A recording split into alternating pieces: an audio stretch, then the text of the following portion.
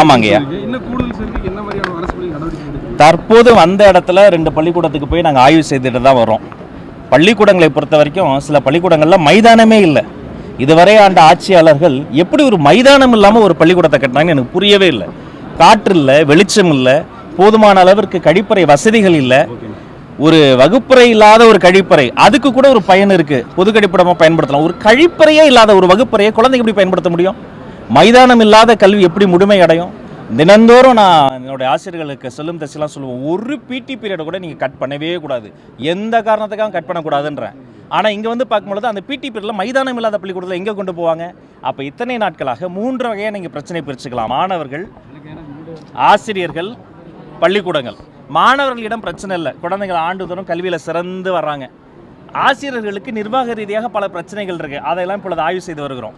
பள்ளிக்கூடங்களில் மெயின்டெனன்ஸ் அது வந்து இத்தனை நாட்களாக பேணி பாதுகாமல் அது பெரிய இடியப்ப சிக்கலாக மாற்றி விட்டுருக்குறாங்க. அப்போ மாண்புமிகு முதல்வர் அவர்களிடம் அனுமதி பெற்று அந்த பராமரிப்பு தொகையை இன்னும் அதிகரித்து ஒரு மாதத்துக்கே பள்ளிக்கூடங்களில் 20,000 30,000 ஆகுது, ஆண்டுக்கே கிட்டத்தட்ட 30,000 40,000 வைத்து அதை வச்சு என்ன பண்ணுறது?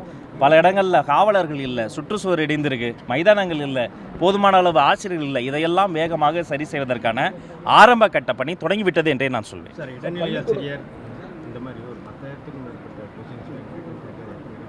இதை தான் இப்போ விரிவாக சொன்னேன். பல சம்பவங்கள் வந்து குற்றம், அதாவது அது வந்து இது மாதிரி ஒரு சில இடங்களில் வந்து ஒரு வெற்றிடம் இருக்குதுன்னு சொல்லிக்கிற பொழுது அதை முறைப்படி செய்வதற்கான ஒரு புரோட்டோக்கால் இருக்கிறது. அவர்களுக்கு வந்து நம்ம டிஆர்பியில் நோட்டிஃபை பண்ணி அந்த தகுதி திறமை அதன் அடிப்படையில் வந்து நம்ம எடுக்கணும். இதே ஒரு இடத்துல ஒரு குற்ற சம்பவம் நடந்துருச்சுன்னு வைங்களேன், ஏதோ ஒரு வயலன்ஸ் நடந்துருச்சுன்னு வைங்களேன், அங்கே இராணுவ வேகத்தில் துரித ரீதியாக வேலை செய்கிறாங்க. ஆனால் பல ஆண்டுகளாக இந்த ஆசிரியர் பணியிடங்கள் நிரப்பப்படலை, பல ஆண்டு காலமாக இந்த ஆசிரியர் பணிகள் அந்த கோரிக்கைகள் நிறைவேற்றலை. அப்போ ஒரு லா அண்ட் ஆர்டர் ப்ராப்ளம் மட்டும்தான், சட்ட ஒழுங்கு பிரச்சனையை மட்டும்தான் அவங்க வந்து துரிதமாக கையாளணுமா? கல்வி பிரச்சனையை துரிதமாக கையாள மாட்டீங்களா? அந்த போக்கை, திசைவழி போக்கை வந்து நம்ம மாற்றணும். இப்போ வாசலில் வைத்து கண்கலங்கி 2 ஆசிரியர்கள் அந்த கோரிக்கை மனுவை கொடுத்தாங்க. கிட்டத்தட்ட 13 வருஷமாக இந்த பிரச்சனையை தீர்க்க முடியல. 13 ஆண்டுகளாக தீர்க்க முடியாத பிரச்சனையை வேலைக்கு சேர்ந்த 10வது நாள் என்கிட்ட கொடுத்தீங்களே, என்ன நினைக்கிறீங்கன்னு கேட்டபோது ஆசிரியர்கள் சொன்னாங்க, இத்தனை ஆண்டுகளாக தீர்க்க முடியாத பிரச்சனை இனி தீர்க்கப்படும்ன்ற நம்பிக்கை எங்களுக்கு வந்திருக்கு, மக்களுக்கு முதல் முறையாக நல்லது நடக்கும்ன்ற நம்பிக்கை வந்திருக்குங்க.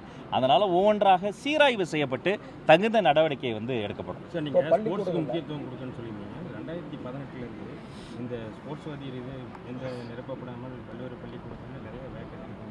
ஆனால் அதே மாதிரி நூலகர்களுக்கு பதவி விட்டல நீண்ட காலமாக வெறும் 17,500 ரூபாய்க்கு வேலை பார்த்துருக்காங்க தமிழ்நாடு முழுக்க, அவங்களும் எதிர்பார்க்குறாங்க. எத்தனை பிடி வாத்தியார்கள் நிரப்பப்படலைன்னு சும்மா கெஸ் பண்ணுங்கள், ஒரு சதவீதத்தில் சொல்லுங்கள். நாங்கள் வந்து ஆட்சிக்கு வந்தபோது எத்தனை பிடி வாத்தியார்கள் இடங்கள் நிரப்பப்படும்? சரிபாதி இடங்கள் நிரப்பப்படலை. நான் பார்த்து அதை அறிந்து அதிர்ந்து போனேன். 250 குழந்தைகளுக்கு ஒரு பிடி வாத்தியார் இருக்க வேண்டிய இடத்துல 1000 குழந்தைகளோட பிடி வாத்தியாரை போட்டு நீங்கள் மேனேஜ் பண்ணுறீங்க. பிடி வாத்தியார் என்பவர் பாடம் எடுக்க வேண்டியும், வாசலில் நிற்க வச்சு டிராஃபிக்கை ரெகுலேட் பண்ண வேண்டியீங்க. பிடி வாத்தியார் என்பவர் ஒரு மாணவனுக்குள் இருக்கிற ஒலிம்பிக் வரையான அடையாளம் காணணும். கலை நிகழ்ச்சியில் போய் பேப்பர் விட்ட சொல்கிறீங்க. பிடி வாத்தியார் என்பவர் உடல் கல்வியை பேணி பாதுகாக்கணும். குழந்தைகளுக்கு மைதானத்தில் மட்டுமல்ல, பாடத்திட்டம் இப்போ கொடுத்துருங்க, புக்கு கொடுத்துருக்கோம், பசங்களுக்கு பாடம் எடுக்கணுங்க. ஒலிம்பிக்ஸில் ஆசிய போட்டியில் எப்படி ஓடணும், விளையாடணும், ரூல்ஸ் என்ன பாடம் எடுக்கணும். ஆனால் அதை தவிர சகல அட்மினிஸ்ட்ரேஷன் வேலையும் அவங்ககிட்ட வாங்கிக்கிட்டு இடத்தையும் நிரப்ப வச்சுருந்தாங்க. ஆனால் உடனடியாக வெகு விரைவில் அந்த அறிவிப்பு வரப்போது நானும் மாண்புமிகு விளையாட்டுத்துறை அமைச்சர் மற்றும் பொதுப்பணித்துறை அமைச்சர் சேர்ந்து கொலாபரேட்டிவாக ஒரு மீட்டிங் கண்டக்ட் பண்ணி எங்கெல்லாம் இதை போன்ற பிடி வாத்தியார்களுக்கான அந்த பணியிடங்கள், அந்த ஆசிரியர்களுக்கான உடற்கலாசிரியர்களுக்கான அந்த பணியிடங்கள் நிரப்பப்படாமல் இருக்கிறதோ துரிதகதியில் அதெல்லாம் நிரப்பினதற்கு வேலை செய்யும் டிஆர்பிக்கு நாங்கள் வந்து நோட்டிஃபையும் பண்ணிட்டோம். வெகு விரைவில் அந்த அறிவிப்பு வரும். அனைத்து பிடிஆர்கள் மட்டும் இல்லை, அந்த நூலகர்கள், சில இடங்களில் நூலகங்கள் இருக்குது, நூலகர் இல்லை. சில இடங்களில் நூலகம் இருக்குது, நூலகர் இருக்காங்க, வாசகர் இல்லை. சில இடங்களில் நூலகர் இருக்காங்க, வாசகர் வராங்க. போதுமான அளவு நூலகங்களில் நூல்கள் இல்லை. அப்புறம் ப்ரொக்யூர்மெண்ட் லெவலில் இருந்து, அதாவது புத்தகங்களை வாங்கும்போது கூட அரசியல் சார்பு தன்மை இல்லாமல் வாங்கணும். இப்போ ஒரு அதிகாரி எனக்கு ஒரு புத்தகம் பரிசு கொடுத்தாரு.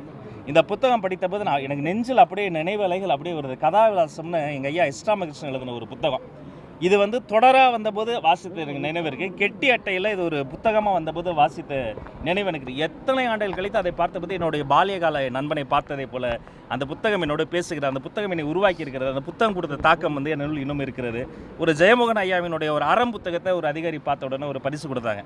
அந்த அறம் அதில் வரக்கூடிய சிறுகளை படித்து நான் அழுத நினைவுகள் இருக்குது. அந்த புத்தகம் அந்த வந்து நம்மளை புரட்டி போடும். அப்போ இதை போன்ற புத்தகங்களை ப்ரொக்யூர் பண்ணும்போது தயவு செய்து அரசியல் சார்பு இல்லாமல் தான் நம்ம புத்தகங்களை வாங்கணும். எத்தனை நாட்கள் நாட்களாக பல கட்சிகள் யார் ஆட்சியில் இருந்தாலும் அந்த கட்சி சார்ந்தே புத்தகம் வாங்கினாங்க. இனி அது நடக்காது. இனி அரசு கட்சி சார்ந்து வாங்காது, அறிவு சார்ந்து மட்டுமே புத்தகங்களை வாங்கும். அதுதான் அந்த நூலகர்களுக்கும், அதுதான் அந்த ஆசிரியர்களுக்கும். பள்ளிகளில் நம்ம தமிழக வெற்றிகள் நிர்வாகிகளே போய் நம்ம இன்ஸ்பெக்ஷனுங்கிற பேரில் எம்எல்ஏ போனால் பரவாயில்ல, மற்ற நிர்வாகிங்கிற பேரில் பள்ளி நேரத்தில் ரீல்ஸ் எடுக்கிறது இந்த மாதிரி நீங்கள் எத்தனை தடவை அறிவித்தாலும் நேற்று கூட சேலத்தில் நடந்திருக்கு. இது தொடர்ந்து எந்த மாதிரி நடவடிக்கை? இது முற்றாக ஏற்புடையது அல்ல. ஏற்கனவே அது மாதிரி நிர்வாகிகள் மீது கடுமையான நடவடிக்கை எங்களுடைய கூட்டத்திற்குரிய பொதுச் செயலாளர் அண்ணன் அவர்கள் உடனடியாக இந்த கட்சியில் இப்படி பண்ண மாட்டாங்க, கட்சியை விட்டு நீக்கினாங்க. அது மாதிரி சில இடங்களில் அங்கே இருக்க மக்கள் வந்து அவங்களுடைய போதாமைகளை சொல்கிற பொழுது நீங்கள் வந்து ஒரு எட்டு பாருங்கள், நீங்கள் வந்து போய் சொல்லுங்கன்னு சொல்கிற போது அவர்கள் அந்த இடத்துல போக வேண்டிய தேவை இருந்தால் கூட மக்களால் தேர்ந்தெடுக்கப்பட்ட எங்களுடைய மாண்புமிகு சட்டமன்ற உறுப்பினர்கள், எங்களுடைய அமைச்சர் பெருமக்கள், அப்படி பீப்புள் ரெப்ரசன்டேட்டிவ் மட்டும் தான் போகணுங்கிறது இந்த நேரத்தில் நான் வந்து ஏற்கனவே சொன்னது இந்த நேரத்தில் மீண்டும் வலியுறுத்தி. நன்றி.